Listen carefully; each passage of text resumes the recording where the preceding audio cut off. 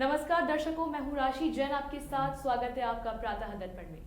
दर्शकों, आज हम बात करेंगे मिशन शक्ति अभियान की, जो कि उत्तर प्रदेश की माननीय मुख्यमंत्री का ड्रीम प्रोजेक्ट है। बीते सप्ताह शुरू हुई मुख्यमंत्री योगी आदित्यनाथ की ड्रीम प्रोजेक्ट मिशन शक्ति को लेकर पूरे प्रदेश भर में महिलाओं में खासा उत्साह दिखाई दे रहा है।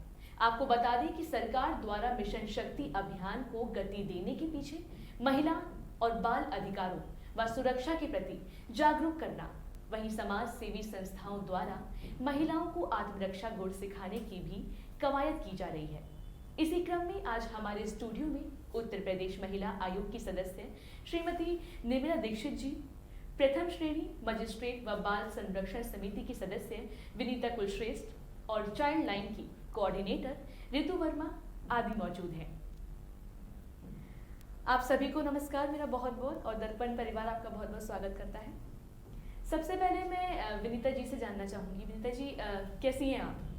मैं कुशल हूँ जी। और ये जो अभी चल रहा है मैम मिशन शक्ति अभियान, इसके बारे में आज हम चर्चा करेंगे। विनीता जी, आप मजिस्ट्रेट हैं। इन दिनों महिलाओं पर अत्याचार या जो बलात्कार के केस बहुत बढ़ गए हैं, क्या केवल मिशन शक्ति से ही इन्हें रोका जा सकता है?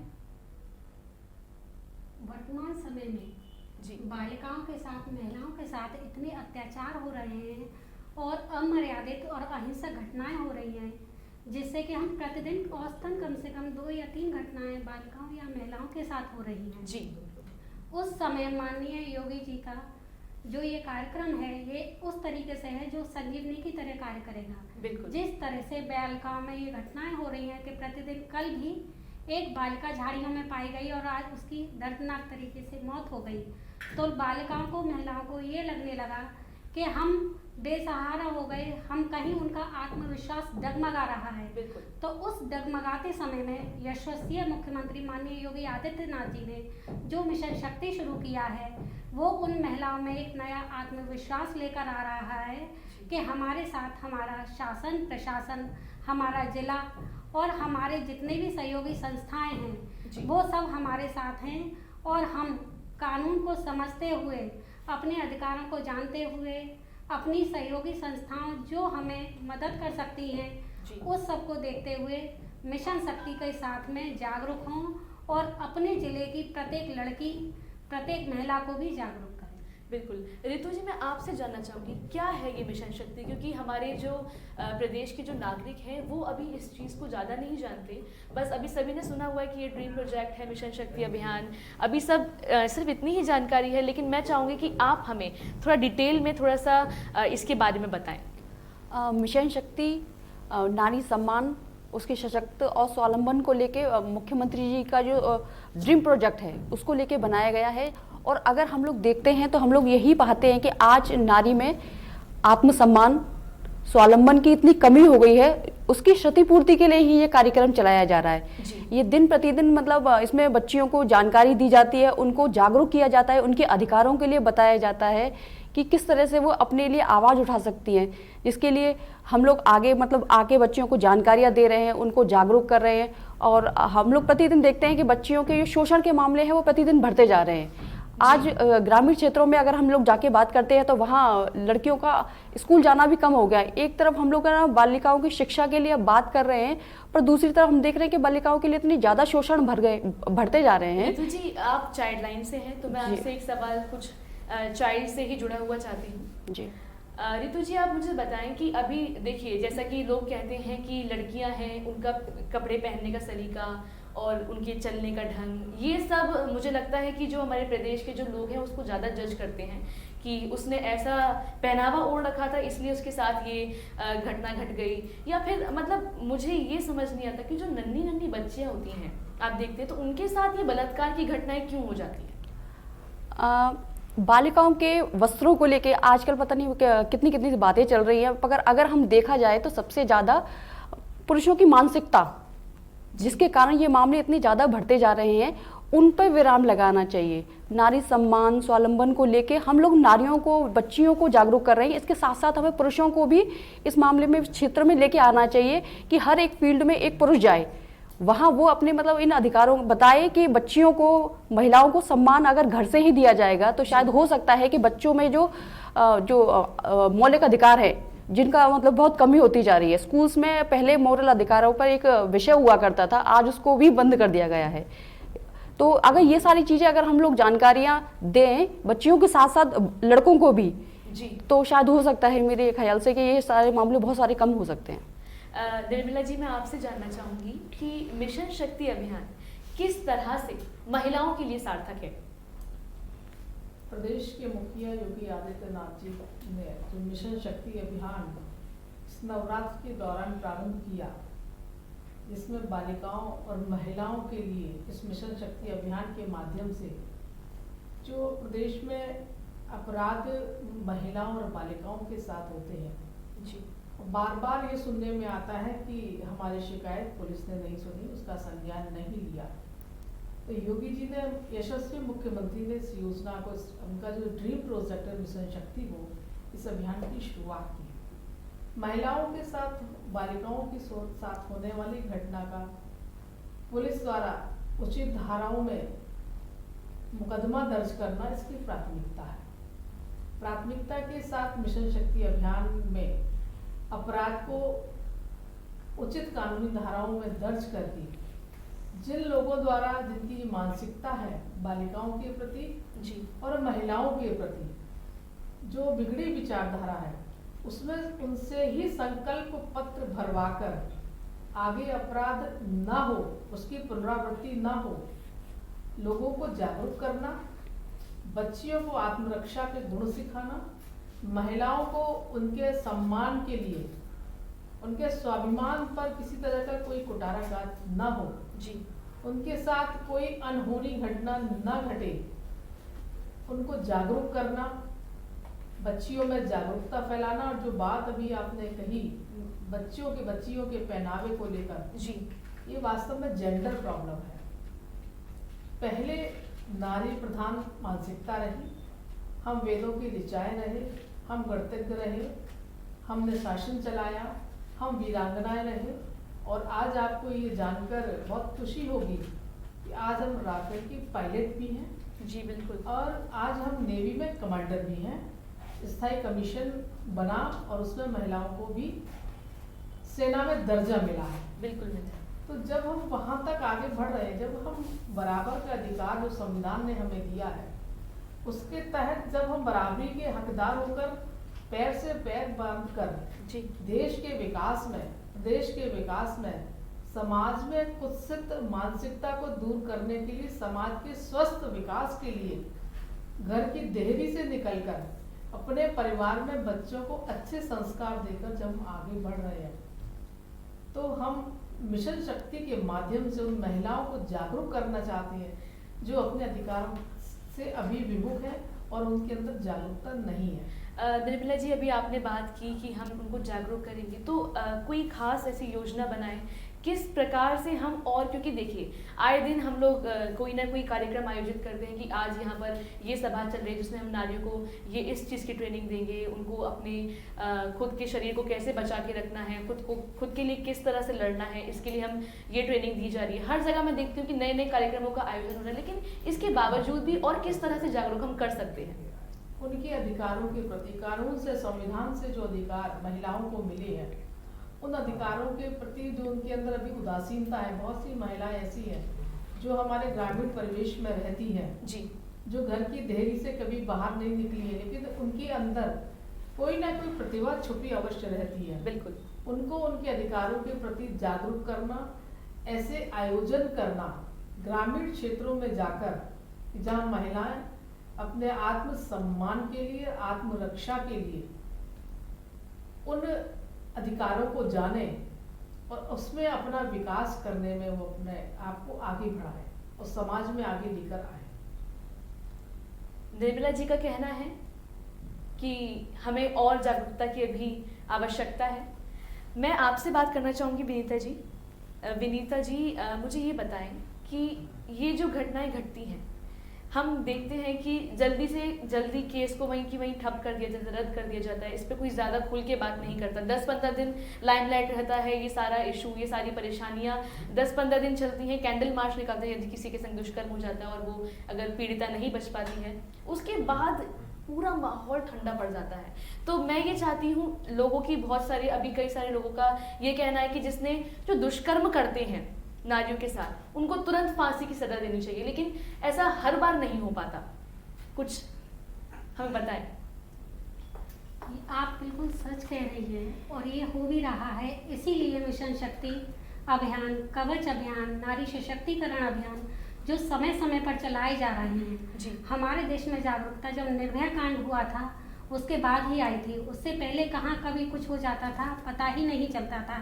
हमारे यहाँ बालिकाएं या महिलाएं ये कहने से शर्माती थी कि हमारे साथ कुछ गलत हुआ है, क्योंकि अगर जिस महिला या बालिका के साथ गलत हुआ था उसको ही जिम्मेदार ठहराया जाता था, यानी शर्म उसे आनी चाहिए थी और जो करते थे वो खुले हुए घूमते थे। लेकिन निर्भया कांड के बाद और इन अभियानों के बाद सभी में जागरूकता आई, कानून बने और जे एक्ट आदि का कानून जब आए, सुचारू रूप से बाल कल्याण समिति बनी, बाल आयोग के और भी लोग हैं, दीदी हैं, इन सभी लोगों ने और जो संस्थाएं थीं वो सभी लोग बालिकाओं को जागरूक करने में लगे और उनको ये बताया कि जिस बालिका के साथ कुछ गलत होता है वो पीड़िता होती है, उसे शर्म की बात नहीं है, उसे छुपाना नहीं है, उसे ये बताना है कि मेरे साथ गलत हुआ है। और इसी कड़ी में आज हमारी बच्चियों के साथ कहीं कुछ गलत होता है तो सभी संस्थाएं उनका सहयोग करती हैं, कानून उनका साथ देता है और ऐसा नहीं है कि वो कानून से विनीता बच जी, पाए। लेकिन अभी देखिए हाथरस में जो कांड हुआ, हाथरस में जो इतना बड़ा दुष्कर्म किया गया उस नाबालिग के साथ, उस बच्ची के साथ, तो अभी ये भी माहौल चर्चा में रहा 10-12 दिन, उसके बाद फिर वही मामला ठंडा पड़ गया। अभी आपने कहा कि जगह जगह संगठन बनाए गए हैं और इसके ऊपर ध्यान दिया जाता है, लेकिन इसको, ये सारे जो आपने बताया कि इसको कितना वक्त हो चुका है इन संगठनों को जो आपने मुझे बताया? ये काफी समय से आगरा में चल रहे हैं, लेकिन एक चीज आप भूल रहे हैं कि न्यायपीठ, सारी चीजें सब लोग किसी व्यक्ति का साथ छोड़ देते हैं लेकिन न्यायपीठ कभी साथ नहीं छोड़ती। अगर किसी बच्ची का केस चल रहा है वो न्यायपीठ में आता है तो न्यायपीठ 24 घंटे उस बच्ची के साथ रहता है, उस बच्ची को कहीं कोई परेशानी ना हो, क्योंकि हमारे देश का और मैं समझती हूँ समस्त विश्व का न्याय में विश्वास है। और मैं न्यायपीठ की सम्मानित सदस्य होने के नाते आप सभी से वादा करती हूँ कि हमारे पद पर रहते कभी किसी के साथ कोई भी अन्याय नहीं होगा और अगर ऐसा कुछ मेरे संज्ञान में आता है तो मैं सदैव उस बालिका के साथ खड़ी हूँ। और रही बात ये कि जो लोग हाथरस का कांड ठंडा हो गया तो जहाँ वाद है वहाँ अपवाद भी है। कुछ लोग ऐसे होते हैं जो अगर कोई कांड हो गया तो उस पर राजनीति करते हैं। मैं यहाँ न्यायपीठ से होने के नाते राजनीतिक बात नहीं करूंगी, लेकिन इस सब चीज़ को मुझे सुनने वाले, जानने वाले सब जान रहे हैं कि हाथरस में क्या हुआ। तो जो सही लोग हैं इसीलिए जांच बैठाई गई और जांच के बाद में जो न्यायपीठ में आएगा उस बच्ची के साथ हमेशा न्याय होगा। निर्भया कांड में भी कितने वर्ष ले गए लेकिन अंत में उस बच्ची को न्याय मिला। तो जी हाँ, ये बात बिल्कुल आपने ये सही कही कि भले वक्त लगा लेकिन दोषियों को जो है उनको उनके आरोप, उनके जो उन्होंने जो किया है दुष्कर्म, उसकी सज़ा काफ़ी सही मिली, लेकिन काफ़ी लंबा समय था, हमारे प्रशासन को काफ़ी लंबा वक्त लग गया, लेकिन ठीक है उसके बाद भी उनको जो सज़ा मिली वो काफ़ी अच्छी थी। रितु जी, मैं आपसे जानना चाहूँगी कि हमने सुना है कि अब जगह जगह जो है पुलिस चौकियों पर महिला कांस्टेबल भी रहेंगी। जी मैडम, हर थाने में और मतलब काफ़ी जगहों पे हेल्प डेस्क बनाई गई है। यहाँ बच्चियाँ, महिलाएं आराम से आके मतलब अपनी समस्याएं बता सकती हैं। महिलाएं, 2 महिलाएं रहेंगी और एक एसआई वहाँ प्रस्तुत रहेंगी और जो हाँ बच्चियाँ या कोई भी महिला होती है अगर उन्हें कोई परेशानी होती है तो वहाँ इजीली वहाँ तक पहुँच सकते हैं। या जो मतलब हमारे मुख्यमंत्री जी ने हेल्पलाइन नंबर भी चला रखे हैं तो आप उन पे भी, उनके माध्यम से भी कॉल कर सकते हैं। रितु जी, आप एक बार वो हेल्पलाइन नंबर के बारे में विस्तार से और वो क्या नंबर से, उनके बारे में भी हमारे दर्शकों को बता दें। जी, महिलाओं की हेल्पलाइन के लिए 1090 1090 चल रहा है, उसके साथ ही 181 है, उसके साथ ही मुख्यमंत्री जी के हेल्पलाइन नंबर 1076 भी है, जो मतलब महिलाओं को डायरेक्ट अगर फ़ोन कर सकती है। अगर आपकी कोई कंप्लेन नहीं ले रहा है इस नंबर पर, तो वो डायरेक्ट मुख्यमंत्री जी से भी अपनी शिकायत समस्या पोर्टल पर डाल सकते हैं। याद रखिए कि 1076, यदि आपकी कोई भी कंप्लेंट नहीं सुन रहा है और आपकी सुनवाई नहीं हो रही है, तो 1076 पर आप कॉल करके डायरेक्ट मुख्यमंत्री जी से अपनी बात कह सकती हैं, आपकी जो भी आपकी परेशानियां उनके साथ साझा कर सकती हैं, क्योंकि कहीं सुनवाई हो ना हो, मुझे लगता है कि प्रदेश के मुख्यमंत्री जरूर हमारी सुनवाई करेंगे। इसी के साथ मैं निर्मला जी आपसे पूछना चाहूंगी कि ये जो हेल्प डेस्क के बारे में मैम ने कहा अभी ऋतु जी ने, कितनी कारगर होगी, कितना ये हेल्पफुल लगेगा आपको कि ये मददगार हो सकती है? हर थाने में महिला हेल्प डेस्क बनना और उसके साथ एक SI नियुक्त होना जी, और कल जैसा तहसील सदर में CDO ने उद्घाटन किया है महिला हेल्प डेस्क का, यानी कि सभी सरकारी विभागों में, इसके साथ ही साथ अगर आपके संज्ञान में होगा जी, तो हर जगह एक यौन उत्पीड़न निरोधक कमेटी भी बनी हुई है, जो एक गाइडलाइन के अंतर्गत बनी हुई है। यौन उत्पीड़न कमेटी। यौन उत्पीड़न कमेटी जी, उसमें सरकारी कार्यालयों में, और जो महिला हेल्प डेस्क हर थाने में खोला गया है, जिसमें एक महिला SI भी नियुक्त है।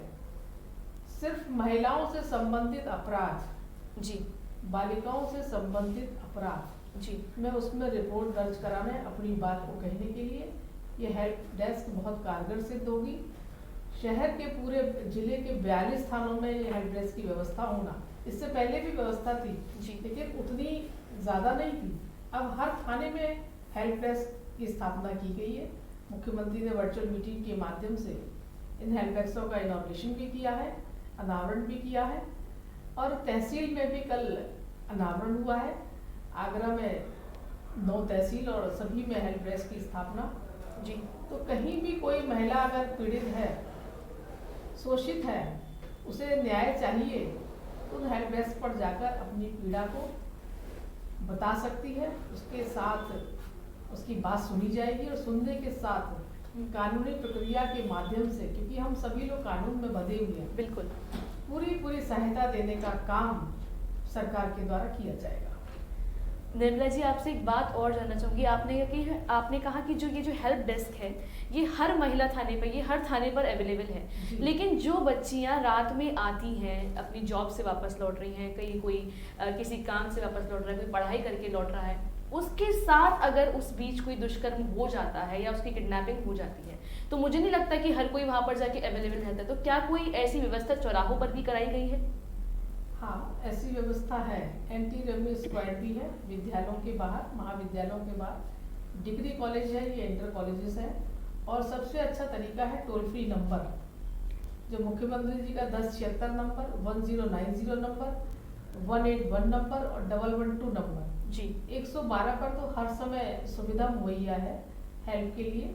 ये महिलाओं को नंबर, बालिकाओं को नंबर 112 नंबर जो टोल फ्री नंबर है जी, हमेशा याद रखना चाहिए। कहीं भी कोई भी अपराध हो, किसी भी तरह का, और उस अपराध की श्रेणी में महिलाएं नहीं, पुरुष भी हो, उनके साथ भी अगर कहीं कोई घटना घटित होती है, तो इस 112 नंबर पर डायल करके तुरंत पुलिस पिकेट उनके पास पहुंचती है। दर्शकों याद रखिए कि toll free number Nirmala ji ने बताया कि 112, वो किसी भी अपराध के लिए, जरूरी नहीं है कि वो अपराध महिला के साथ हुआ हो या किसी पुरुष के साथ, किसी के भी साथ अगर कोई अपराध घटित होता है तो आप 112 पर कॉल करके अपनी परेशानी वहां पर आप साझा कर सकते हैं।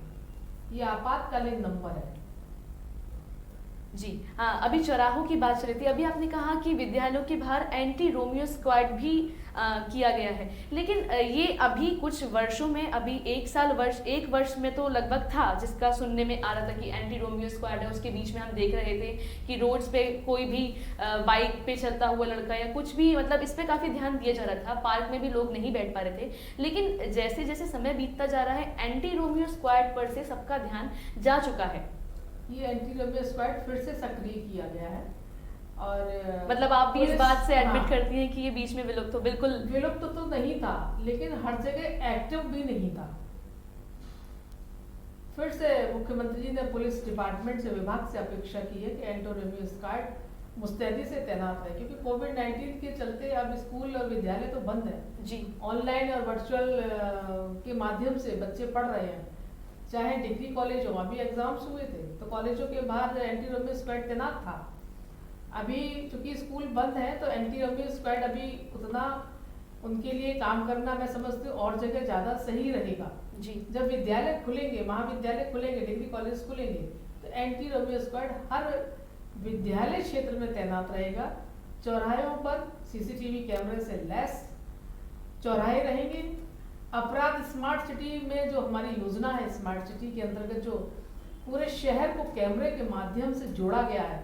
जी अगर शहर में कहीं कोई अपराध होता है तो अपराधी किस नंबर के 4 पहिया या 2 पहिया वाहन से था, स्मार्ट सिटी के अंदर जो कैमरों के माध्यम से पूरे शहर को कवर किया गया है, अगर हम उस अपराध को वहां भी संज्ञान में देते हैं तो अपराधी किस दिशा में गया, किस नंबर की गाड़ी से कहां कहां तक गया, वो पूरा संज्ञानित होकर अपराधी को पकड़ने में से बहुत सहूलियत मिलेगी। तो ये आगरा के लिए योजना और मुख्यमंत्री की पूरे उत्तर प्रदेश के लिए योजना, क्योंकि ये देखने में आ रहा है कि अपराधी का कोई मजहब, कोई वर्ग, कोई धर्म नहीं होता। अपराधी तो अपराधी है, उसे अपराध करने के लिए क्षण चाहिए और मौका चाहिए। इसमें जरूरत है आज परिवारों में बैठकर संस्कार देने की। पहले जो सम्मिलित परिवार थे, सम्मिलित परिवार से टूटकर जो एकल परिवार आज हुए हैं, मैं, मेरा बच्चा, मेरी पत्नी, ये 3 की जो व्यवस्था हुई है, जी जहाँ संयुक्त परिवारों में बच्चे अपनी बात को, अपनी किसी भी जिज्ञासा को, अपने साथ घटित होने वाली घटनाओं को संयुक्त परिवार में बैठकर जिसकी चर्चा करते थे, जिसके विषय में वो बात करते थे, वो झिझक उनकी खुलती थी। बिल्कुल। आज संयुक्त परिवारों में जो संस्कार पहले मिलते थे कि बड़े का सम्मान कैसे करना है, छोटों से स्नेह और प्रेम कैसे करना है, और उनको उसी प्रेम, स्नेह और सम्मान के बीच में जो चीजें समझाई जाती थी कि अच्छा क्या और बुरा क्या, आज पुनः उसी परिपाटी पर लौटने की आवश्यकता है। और इसकी शुरुआत हमें पहले अपने घरों से करनी होगी कि पहले हम अपने घर में अपने बच्चों को संस्कारित करें, उसके बाद हम समाज और प्रदेश और देश और बाहर की बात करें। दर्शकों, निर्मला जी ने एक बहुत अच्छी बात कही कि अभी जो देखिए अंग्रेजी में जो कहा जाता है कि जॉइंट फैमिली से न्यूक्लियर फैमिली बेस्ट हो चुकी है। देखिए हर किसी चीज़ का फायदा भी होता है और नुकसान भी होता है। फायदे की बात करें तो ये है कि अगर जॉइंट फैमिली होती है तो अगर माँ बाप कहीं जा रहे हैं किसी काम से, तो उस बीच मुझे लगता है कि दादी बाबा, ताई जी, ताऊ जी, चाचा चाची बच्चे का ध्यान रख सकते हैं, उसकी पढ़ाई में भी डिस्टर्बेंस नहीं आता। लेकिन न्यूक्लियर फैमिली में पेरेंट्स खुद बंध जाता है क्योंकि उनके अलावा कोई और है नहीं संभालने वाला। इसीलिए जो आज बात कही गई है निर्मला जी द्वारा बिल्कुल सही है कि जॉइंट फैमिली सबसे अच्छी चीज़ है। उसमें बच्चा संस्कार भी सीख सकता है, सही गलत भी सीख सकता है, और किस तरह से उसको अपना जीवन यापन करना चाहिए, उसके गुण, जो उसकी नींव जो कही जाती है, वो बिल्कुल आपको जॉइंट फैमिली में रहने के बाद ही आती है। हम ये देखते हैं निर्मला जी कि अगर किसी बच्ची की शादी जॉइंट फैमिली में हो जाती है, अगर वो न्यूक्लियर फैमिली से बिलोंग करती है, अगर छोटे परिवार से बिलोंग करती है जिसमें केवल 3 लोग रहते हैं जो आपने कहा, और अगर उसकी शादी किसी जॉइंट फैमिली में हो जाती है जहाँ पर पूरा परिवार हो, तो उसे खासा परेशानियों का सामना करना पड़ता है। ये एकल परिवार की व्यवस्था जब से प्रारंभ हुई है, जहाँ हमने संयुक्त परिवारों से निकलकर एकल परिवार की तरफ बढ़े हैं, वहाँ अगर आप देखें तो केवल यही नहीं, आज कितने बुजुर्ग घर से बाहर वृद्धाश्रम की राह ताक रहे हैं, देखकर मन को बहुत वेदना होती है। बिल्कुल। जब संयुक्त परिवार होता था तो ये सब चीजें नहीं थी, बुजुर्ग का बराबर सम्मान होना। निर्मला जी, इन दिनों फेसबुक पे एक वीडियो वायरल हो रहा है। कल मैं जब अपना फ़ोन चला रही थी तो मैंने उसमें देखा कि एक बुजुर्ग बैठे हुए थे रोड पर और वो चीख करके रो करके एक बात कह रहे थे कि मुझे कहीं पर कोई मुझे वृद्धाश्रम तक छोड़ाओ, मेरे बेटे और मेरे दामाद ने मुझे मिल करके मारा है। जहाँ बेटियों को संपत्ति में बराबर का हक अब कानून के द्वारा दिया गया है जी, तो वहाँ बहू और बेटे के साथ बेटी की भी जिम्मेदारी कोर्ट ने तय की है कि अगर बेटा और बहू अपने माता पिता को रखने में असक्षम पाती है जी, तो दामाद और बेटी की भी उतनी ही जिम्मेदारी है उनके पालन की जितनी बहू और बेटे की है। अगर हम संपत्ति में बराबर के हकदार हैं तो हम उनकी जिम्मेदारी निभाने के लिए भी बराबर के हकदार हैं। ये कहकर हम पल्ला नहीं झाड़ सकते कि हम बेटी हैं और हम दामाद हैं। आपको संपत्ति में हिस्सा चाहिए, बराबरी का हक चाहिए भाइयों के साथ मिलकर जी। तो उतना ही जिम्मेदारी आपके अपने घर के बुजुर्गों के लिए भी है। बुजुर्ग की सेवा करना, उसका ध्यान रखना, उसका भरण पोषण करना, और जब तक बुजुर्ग जिंदा है तब तक उसकी संपत्ति में से कोई हिस्सा किसी भी बेटे बहू, ये ठीक है कि बहुओं को अब अपने ससुर की संपत्ति में अधिकार दिया गया है। अभी कानून का नया फैसला आया, कोर्ट की गाइडलाइन आई है जी कि महिलाओं को, बहू को भी अपने ससुर की संपत्ति में अधिकार है। ये बात सही है, लेकिन बुजुर्गों के को उनके भावनाओं के साथ जीने का भी बराबर का अधिकार है। उनके प्रति भी अब हमारे कर्तव्य हैं। अगर किसी भी बुजुर्ग को परेशान किया जाता है तो हम संबंधित थाने में उसकी रिपोर्ट करते हैं कि थाना स्तर के लोग जाते हैं, उस बुजुर्ग के परिवार से बात करते हैं जी कि उसकी संपत्ति से उसे आप जीते जी बेदखल नहीं कर सकते, निकाल नहीं सकते। और भरण पोषण भत्ते के तहत जो भरण पोषण भत्ता सीनियर सिटीजन्स को मिलता है जी उसमें उसकी जिम्मेदारी है कि घर के लोग उसकी सेवा शुश्रूषा करें। वो बुजुर्ग माँ बाप जिन्होंने बच्चों को पैदा किया, खुद गीले में सोकर सूखे में उनके भविष्य का निर्माण किया, अपने खून से सींचने वाली माँ जिसने 9 महीने पेट में रखा, वो दर की ठोकर न खाई, उसे बच्चे घर से बाहर न निकालने पाए, इसकी चिंता करना और इसके लिए लोगों को उनके कर्तव्यों के लिए भी जागरूक करना बहुत ज़रूरी है। बहुत पीड़ा होती है जब कोई बुजुर्ग ये कहता है कि इतने वर्षों की लगातार सरकारी सेवा करने के बाद जब उसको सेवा से निवृत्त होने पर एक अच्छा खासा रकम धन उसको मिलता है अपने 30, 35, 36 साल की सेवा, बिल्कुल कहना चाहिए कि जीवन का वो गोल्डन पीरियड, सुनहरे दिन जो अपनी सेवा में उसने गुजार दी, और इस भागम भाग में कि मेरा परिवार खुश रहे, सुशिक्षित हो, संस्कारित हो, खुश रहे, उसको हर सुविधा में अपने बच्चों को मुहैया कराऊं। उसके बाद जब बच्चों के सामने वो प्रॉपर्टी और वो पैसा आता है तो किसी ना किसी तरीके से जो बच्चे संस्कारित नहीं है वो छीन झपट के बुजुर्गों को आज बाहर का रास्ता दिखा रहे हैं, जो बहुत ही पीड़ादायक है। निर्मला जी, आज आपने जो बात कही है, समाज में सबसे ज्यादा परेशानी इसको लेकर के हो रही है। दर्शकों, आप इनकी बातों को जरा ध्यान से सुने और गौर दीजिए, क्योंकि जो हम देख रहे हैं समाज में महिलाओं के साथ दुष्कर्म हो रहा है, लेकिन बुजुर्गों के साथ भी बराबर का दुष्कर्म हो रहा है। उनकी अनदेखी हो रही है, बुजुर्गों की अनदेखी करना।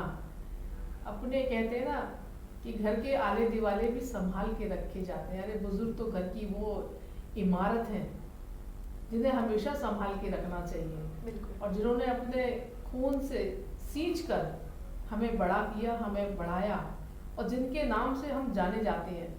जिस तरह से उंगली के नाखून अलग नहीं किए जा सकते, ये रिश्ते कभी अलग नहीं किए जा सकते। नाखूनों के बिना उंगलियों के और हाथ की कोई शोभा नहीं है, बुजुर्गों के बिना भी परिवार की कोई शोभा नहीं है। बिल्कुल।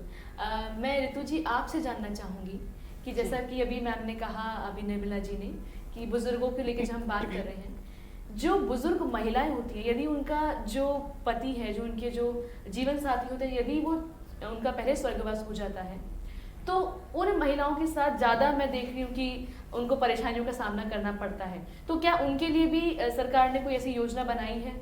हाँ जी, बिल्कुल। माननीय मुख्यमंत्री जी द्वारा मतलब इसको भी बहुत एक्टिव किया जा रहा है कि विधवा पेंशन है, वृद्धा पेंशन है, ये योजना भी चल रही है।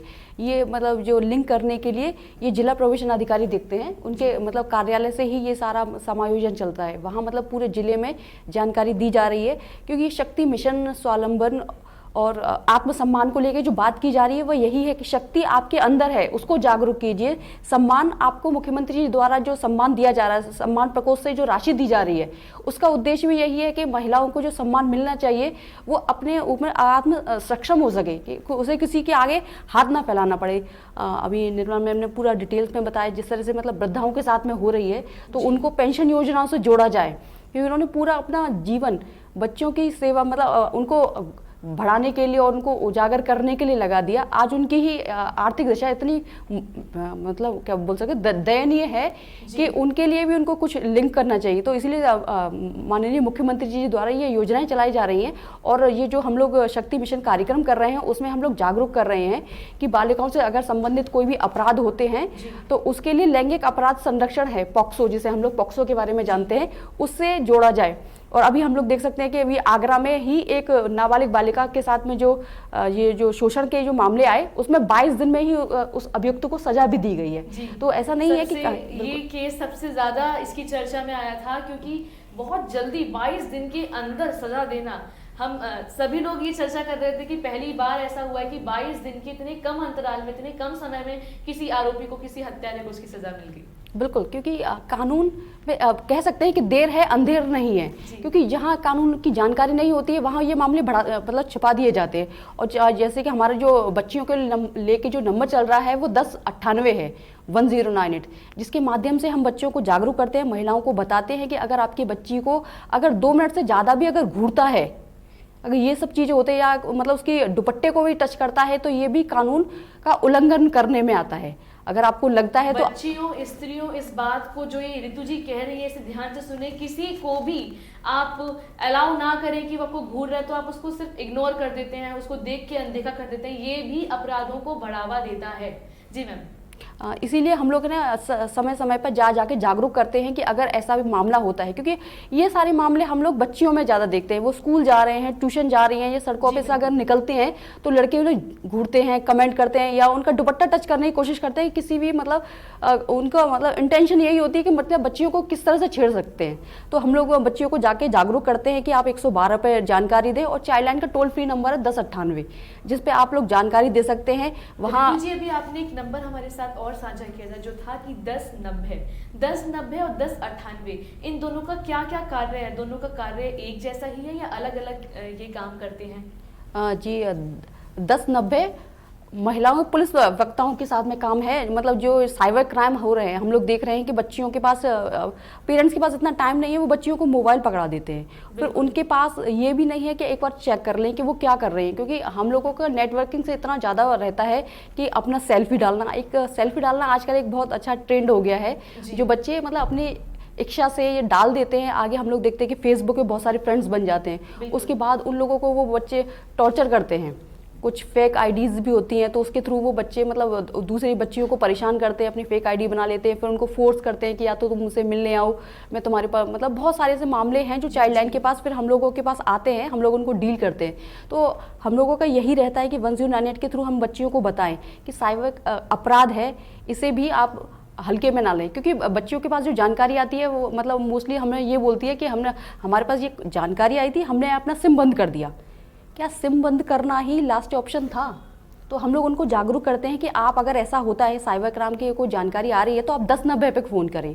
1090 पे हमारे कंट्रोल रूम में पुलिस महिलाएं बैठी होती हैं। दर्शकों को याद रखिए, साइबर क्राइम से रिलेटेड अगर आप फेसबुक चला रही हैं, इंस्टाग्राम चला रही हैं, व्हाट्सएप चला रही हैं और उस दौरान आपके पास आपको कोई परेशान कर रहा है मैसेजेस से, या फिर आपकी फोटोज़ के साथ कोई छेड़खानी कर रहा है, या फिर साइबर से रिलेटेड, फ़ोन से रिलेटेड, सोशल नेटवर्किंग साइट से रिलेटेड कोई भी दिक्कतों का अगर आप सामना कर रहे हैं तो आप उस दौरान अपनी सिम बंद ना करें, डरे ना इस घटना को लेकर के, आप 1090 पर उसकी सूचना तुरंत पुलिस को दें। जी 1098 की आप विशेषता बता रही थी। जी मैम, 1098 बच्चियों को लेकर ये नंबर चलाया गया है जो सेंट्रल गवर्नमेंट का ही प्रोजेक्ट है। इसमें 0 से लेकर 18 साल के बच्चों की मदद की जाती है, जिसमें मतलब हम जो 18 वर्ष तक की जी जो बच्चे क्योंकि एडल्ट हो जाते हैं 18 के बाद, तो वो देश का नागरिक खुद ही स्वतंत्र है वो सब कार्य को करने में। तो हम लोग 18 साल तक के बच्चों के लिए 1098 के माध्यम से मदद करते हैं। जहाँ बच्चे मतलब गुमशुदा बच्चे हैं, खोए हुए बच्चे हैं, या किडनैपिंग वाले मामले हैं, या वो बच्चे हैं जो हम सड़कों पे अनाथ हैं, बेसहारा हैं, बच्चों को भीख मांगते हुए देखते हैं, बाल मजदूरी करते हुए देखते हैं, या आज हम लोग अगर ग्रामीण क्षेत्रों में चले जाएं तो आज भी शिक्षा को छोड़कर बाल विवाह को बहुत ज़्यादा महत्व दिया जाता है। तो वो सारे मामले चाइल्ड लाइन के पास ही आते हैं और हम लोग देखते हैं कि उनके साथ में क्या हो सकता है। ये कोविड जो 19 पीरियड जो उस समय भी चल रहा है, उसमें हम लोगों ने 19 शादियाँ रुकवाई, बाल विवाह के 19 मामले आए जो हम लोगों ने रुकवाए। तो बहुत बड़ी बात है कि लॉकडाउन के दौरान 19 विवाह जो है वो रुकवाए गए। क्या सारे मामले बाल विवाह से ही रिलेटेड थे? जी बिल्कुल मैडम, जो 19 मामले हैं उन मामलों की बात कर रहे हैं जो हम लोगों ने रुकवाए, उससे ज़्यादा ही मामले थे जिसमें ये होता है कि ग्रामीण क्षेत्रों में जाकर हम लोग देखते हैं कि बड़ी बहन के साथ छोटी बहन के या तो फेरे डाल दिए जाते हैं या शादी कर दी जाती है। तो 19 नाबालिग बालिकाएं वो थी जिनकी बड़ी बहनों के साथ शादियाँ कराई जा रही थी, या उसमें लड़के भी थे, क्योंकि एक्चुअली ये नहीं है कि ओनली लड़कियों का ही हम लोग काम करते हैं, क्योंकि शादी के लिए जो हमारे मुख्यमंत्री जी द्वारा जो गाइडलाइन है उसमें जो बालिकाओं के लिए जो आयु है वो 18 साल है और युवकों के बच्चों के लिए 21 साल है। अगर 21 साल से कोई भी कम आयु का युवक पाया जाता है तो हम लोग उसका भी रेस्क्यू करते हैं। देखिए, ये उम्र का जो ऋतु जी ने बताया है, इसको सुनिश्चित करने का भी एक कारण है कि 18 वर्ष के बाद मैंने सुना है कि जो युवती होती हैं, जो लड़कियां होती हैं, वो अपनी एज से पहले ही मैच्योर हो जाती है। 18 वर्ष में जितना जो दिमाग है, जितना जो मानसिकता जो 21 वर्ष के पुरुष में होती है, उतनी ही मानसिकता, उतना ही दिमाग, उतनी ही समझदारी 18 वर्ष की महिला के अंदर आ जाती है। इसलिए महिलाओं की जो उम्र है उसे 18 किया गया है और पुरुषों की उम्र को जो किया गया है शादी के लिए सुनिश्चित, वो 21 वर्ष किया गया है। फिलहाल अभी एक जानकारी हमें ऋतु जी ने दी थी जिसमें उन्होंने कहा कि 1098 जो नंबर है उस पे 0 से लेकर के 18 वर्ष तक के जो बच्चे होते हैं उनके साथ कोई घटना घट जाती है तो उससे रिलेटेड सारी जानकारी, उससे संबंधित सारी जानकारी हम उस पर पुलिस को दे सकते हैं और हमारे साथ शासन प्रशासन हर परेशानी में खड़ा रहेगा। मैं आपसे जानना चाहूँगी विनीता जी कि जिन बच्चों के साथ दुष्कर्म हो जाता है, क्या सरकार ने कोई ऐसी गाइडलाइन बनाई है कि उनका कोई विवाह में कोई दिक्कत आए तो उसे कैसे आप टैकल करते हैं? जी, पहले जैसा कि ऋतु जी ने कहा कि 0 से लेकर 18 वर्ष तक के बच्चे जी, तो 0 से लेकर 18 वर्ष तक के बच्चों के साथ अगर कुछ भी होता है तो उसमें JJ एक्ट लागू होता है। JJ एक्ट, क्या आप इसे विस्तार से बता पाएंगी? यानी कि नीड केयर एंड प्रोटेक्शन। जिन बच्चों को देखभाल और संरक्षण की आवश्यकता होती है या विधि विरुद्ध जो बच्चे होते हैं उन बच्चों के लिए JJ एक्ट काम करता है। पहला इसका कारण यह है, मैं बहुत अच्छी शुरुआत है, मिशन शक्ति सही अर्थों में सार्थक हो रहा है। इसका पहला कारण यह है कि अगर हमें कोई बच्ची मिली, वो कूड़े के ढेर में मिली है, कहीं भी मिली है, तो लोग उस बच्ची को यूं ही छोड़कर चले जाते हैं। तो वो ये सोचते हैं कि हम किसी चक्कर में ना पड़ जाएं, लेकिन ऐसा नहीं है। बहुत कानून है कि अगर आप उस बच्ची को लेकर आते हैं तो आप चाइल्ड लाइन को फ़ोन कर देते हैं और चाइल्ड लाइन के माध्यम से वो CWC में आते हैं। बिल्कुल, CWC में आते हैं, उस बच्ची का अखबार में नाम प्रकाशित किया जाता है। फिर उसके बाद में उसे फ्री फॉर एडॉप्शन करके कारा के माध्यम से उस बच्ची को एक नया परिवार मिलता है और उसका जीवन संवरता है। तो अगर आपको कोई बच्ची मिलती है तो आप ये ना सोचें कि हम किसी झमेले में पड़ेंगे, आप उसको सही दिशा में सही हाथों में सौंपें।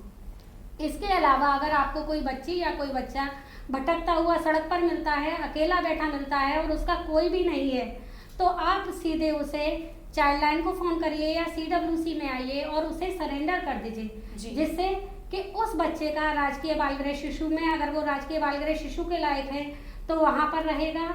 उसकी सारी जिम्मेदारी सरकार की होगी। विनीता जी, अभी आपने एक बात कही कि अगर कोई बच्चा हमें रोड पर दिखता है, अभी अगर हम आगरा की बात करें तो सेंट जॉन्स की तरफ अगर आप जाएंगे और बस गाड़ी रुकने की देरी होती है, कई सारे छोटे छोटे बच्चे गाड़ियों की विंडो पे आकर के नॉक करते हैं और मतलब मुझे ऐसा लगता है कि उनके ऊपर किसी प्रकार का दबाव बनाया जाता है कि आपको ये चीज़ें बेचनी है। उस चीज़ को बेचने के बाद, जैसे बलून हुआ, छोटे छोटे जो हम देखते हैं टॉयज आते हैं खिलौने बच्चों के, उसको बेचिए और उससे पैसा इकट्ठा करिए। उसके बाद मुझे लगता है कि वो शायद इनके ऊपर कोई सरकार बैठा रहता है कि जो इनका पैसा इकट्ठा करके उनके पास अपने पास रखता है। तो इन बच्चों को मतलब देखने इतने सारे लोग देखते हैं, लेकिन कितनी बार आपके पास कॉल आए, एक बार आप साझा किए हमारे साथ। मैं आपके साथ ये साझा करना चाहूँगी कि जिन बच्चों के लिए हमारे पास चाइल्ड लाइन के माध्यम से फ़ोन आते हैं या थाने से फ़ोन आते हैं, तो हम उन पर एक्शन भी लेते हैं और प्रत्येक माह पुलिस लाइन में मीटिंग होती है जिसमें किस थाने में कितने केस आए, SP क्राइम जी के साथ में, यूनिसेफ के साथ में, चाइल्ड लाइन और जिले की सभी सहयोगी संस्थाएं रहती हैं।